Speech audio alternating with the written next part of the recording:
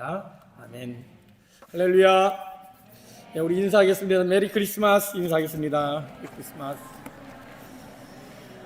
네. 우리 스웨덴식으로 또 인사해야 되겠죠. 굿율. 예, 굿율.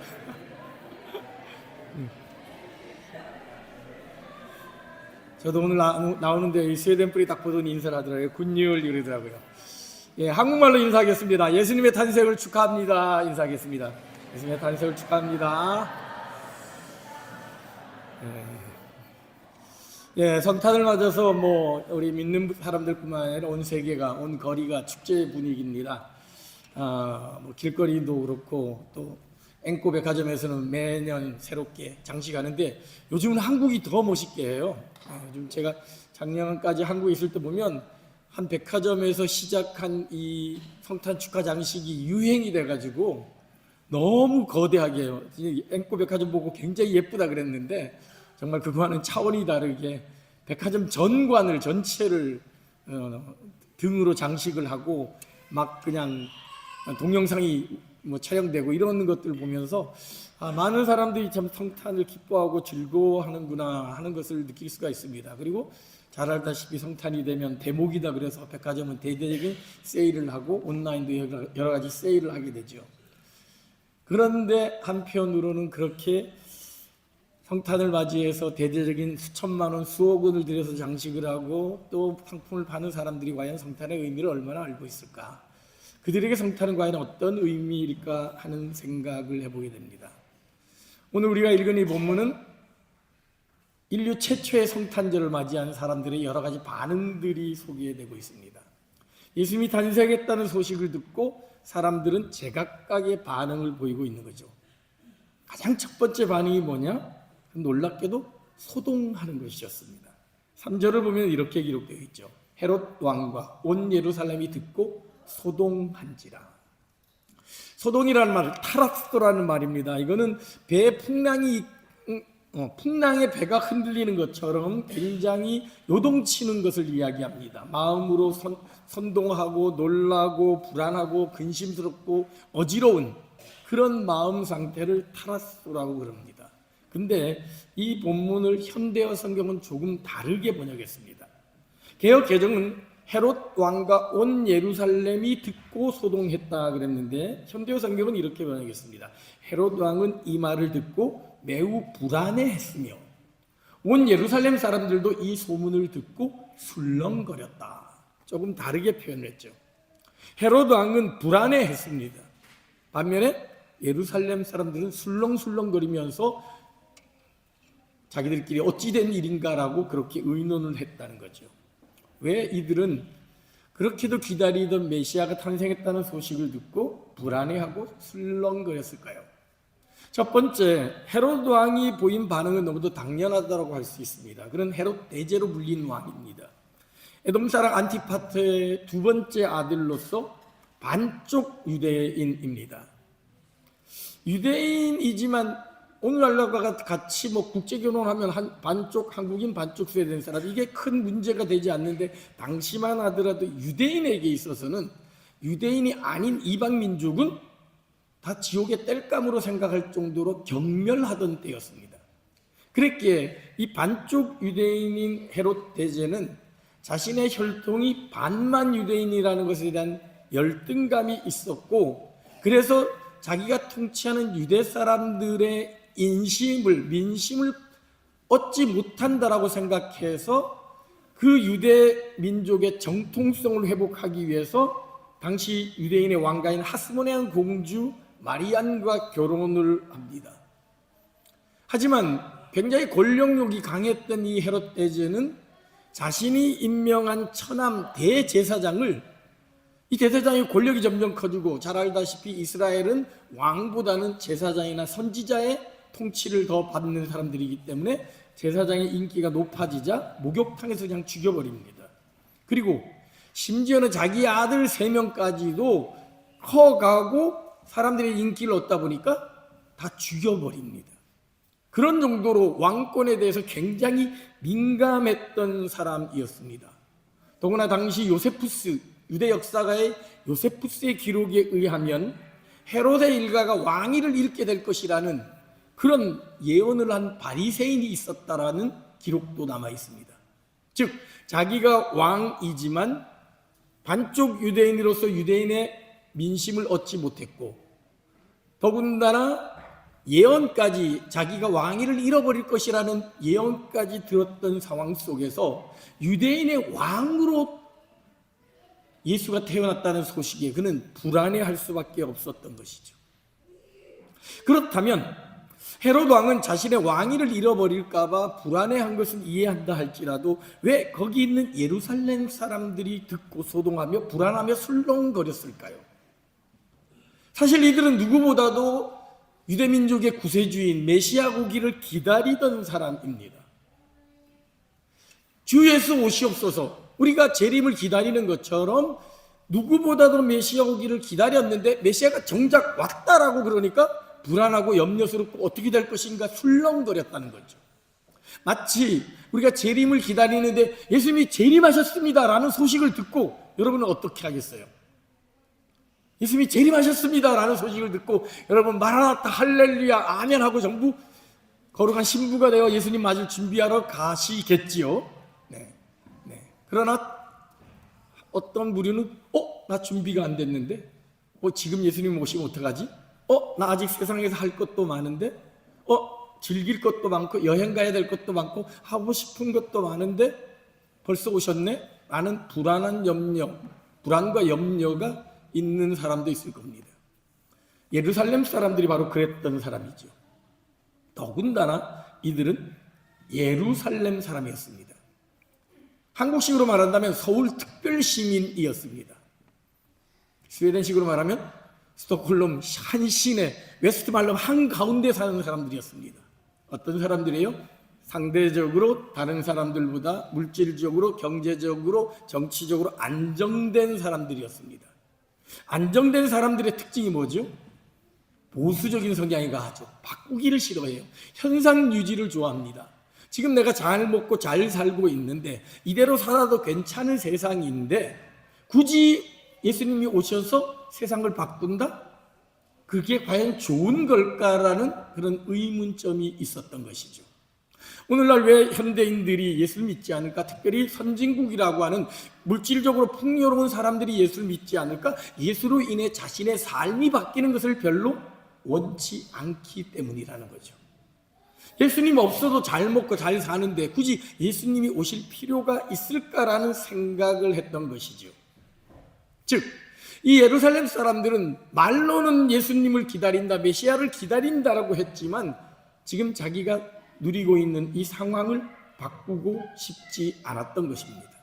비록 로마 지배를 받고 있긴 하지만 그래도 먹고 살만한, 그래도 특별 시민으로서 누리는 그 특권들을 포기하고 싶지 않았던 것이죠. 어쩌면 예수님이 오심으로 말미암아 모든 것이 송두리째 바뀔 수 있는 상황이 되는 것이 오히려 더 걱정스러웠던 것입니다. 그렇게 그들 역시 헤롯처럼 소동했던 것이죠. 첫 번째 반응이 소동이라면 두 번째 반응은 침묵입니다. 메시아 탄생의 소식을 듣고도 아무런 행동을 하지 않습니다. 바로 그 사람들이 대제사장들이죠. 메시아가 탄생했다는 소식을 듣고서 헤롯 왕은 묻습니다. 메시아가 어디에서 나오냐? 도대체 어떤 일이냐라고 묻자 이 대제사장과 지도자 서기관들은 분명하게 이야기합니다. 이르되 유대 베들레헴이 오니 이는 선지자로 말한 바 유대 땅 베들레헴아 너는 유대 고을 중에 가장 작지 아니하며 내게서 한 다스리는 자가 나와서 내 백성 이스라엘의 목자가 되리라는 구약의 예언을 정확하게 기억하고 말했던 사람이 바로 제사장과 서기관들이었습니다. 제사장은 아론의 자손으로서 하나님께 제사를 드리는 사람으로 당시의 영적인 지도자였습니다. 유대인들의 존경과 덕망을 한 몸에 받는 사람이었죠. 당시 신정일치 사회에서 비록 헤롯 왕과 같은 정치적인 권력은 없다 할지라도 모든 경제적으로, 사회적으로, 문화적으로, 종교적으로 지도자 역할을 하는 사람이었습니다. 서기관들은 토라라고 하는 율법을 연구하고 가르치는 사람입니다. 당시 사회의 최고 지성인들입니다. 대제사장은 아론의 자손으로 세습됩니다. 그래서 대제사장은 계속 세습된 귀족이라면 서기관들은 공부를 해가지고 토라를 연구해서 인정받으면 서기관으로 임명됩니다. 그러니까 제사장은 세습 귀족이라면 서기관들은 자수성가한 유대 귀족이라고 할 수 있습니다. 이들은 모두 율법의 정통에 있던 사람이죠. 누구보다도 하나님의 말씀을 잘 알고 있었던 사람입니다. 그렇게 헤롯 왕이 물을 때 그분 베들레헴에서 태어납니다. 정확하게 얘기했던 거죠. 근데 놀라운 사실은 그렇게 정확하게 얘기했는데 그는 아무런 행동도 하지 않았다는 것이죠. 마치 이번에 성탄절을 맞이해서 국왕을 만나는 모든 사람들에게 웨스트발렘에 있는 집 아파트 한 채씩을 다 준대요. 이 소식이 여러분에게 전해졌어요. 여러분 어떻게 하시겠습니까? 집 한 채씩 준대요, 국왕이. 그럼 예배 제쳐놓고라도 가서 먼저 받으려고 하거든. 정말 기쁜 소식이라면 시비야 왕비야 그러는데 여러분에게 다이아몬드 한 캐럿씩 준대요. 그러면 정말 기쁜 소식이라면 그거밖에 만사 제쳐놓고 뛰어가야 될 겁니다. 메시아 탄생 소식은 집 한 채 준다는 것, 다이아몬드 준다는 것과 비교할 수 없을 정도로 유대인들에게는 그렇게 갈망하고 고대하던 소식이었습니다. 수백 년간 메시아 탄생을 기다리면서 기도하며 기다렸던 사람이 바로 이스라엘 사람이요, 그리고 율법을 잘 알고 있는 제사장과 서기관들이었죠. 그런데도 그들은 아무런 행동도 하지 않았습니다. 어쩌면 섣불리 행동했다가는 헤롯 왕으로부터 어떤 대응을 받을까 두려웠고, 섣불리 움직였다가는 예루살렘 백성들이 어떻게 반응할까, 또 한편으로는 그들 역시 자신이 누리고 있는 이 신분, 이 지위가 혹시 빼앗기지는 않을까 하는 두려움에 눈치만 보면서 지켜보고 있었던 거죠. 좋은 것임을 알면서도 자신의 유불리를 따지면서 아무것도 하지 않은 사람들입니다. 오늘 한국에서 벌어지는 이 불법적인 사태를 바라보면서도 아무런 행동하지 않고 자신의 자리만 차지하려고 눈치만 보고 있는 정치인들의 모습을 그대로 보여주고 있는 것이죠. 헤롯과 예루살렘 백성들이 소동을 벌였고 제사장과 서기관들이 침묵했다면 또 한 무리의 사람이 있습니다. 그것은 바로 기쁨이었습니다. 오늘 예수님의 탄생의 소식을 듣고 온 동방 박사들의 모습을 성경은 이렇게 기록합니다. 10절입니다. 그들이 별을 보고 매우 크게 기뻐하더라. 매우 크게 기뻐하더라. 성경은 특별히 이들의 기쁨을 강조하기 위하여 삼중 강조를 쓰고 있습니다. 매우 크게 기뻐하더라. 삼중 강조라는 것은 완벽을 이야기하죠. 최고의 기쁨을 표현하는 말이죠. 기쁨의 극치를 나타내는 말입니다. 그렇다면 왜 메시아 탄생 소식을 듣고 헤롯 왕이나 예루살렘 사람들이나 제사장의 서기관 같은 사람들은 불안과 염려로 침묵으로 있었는데 이 동방 박사는 왜 이렇게 기뻐했을까요? 정작 자신들과는 아무런 상관이 없는 것과 같은 유대인의 왕으로 나신 이의 탄생을 왜 이들은 이렇게 기뻐했을까요? 여기서 동방이라는 것은 많은 성경학자들의 해석에 의하면 메소포타미아나 페르시아, 아라비아, 바벨론, 그리스 또는 인도 정도로 추정을 합니다. 상당히 먼 지역이에요. 수백 킬로, 수천 킬로를 걸어와야만 하는 길입니다. 더구나 교통수단이 변변치 않았던 그때 그들은 낙타를 타고 목숨을 걸고 그 사막을 건너왔을 것입니다. 그리고 그들은 자신이 준비할 수 있는 가장 최고의 선물인 황금과 유향과 몰약을 준비해서 이곳까지 왔던 것이지요. 전승에 의하면 이들은 천문학자로서 별을 연구하고 있었고 천지를 뒤덮을 만한 놀라운 별이 나타나서 우리가 저 별을 경배해야 된다는 사명을 가지고 그 먼 길을 걸어왔다라고 알려져 있습니다.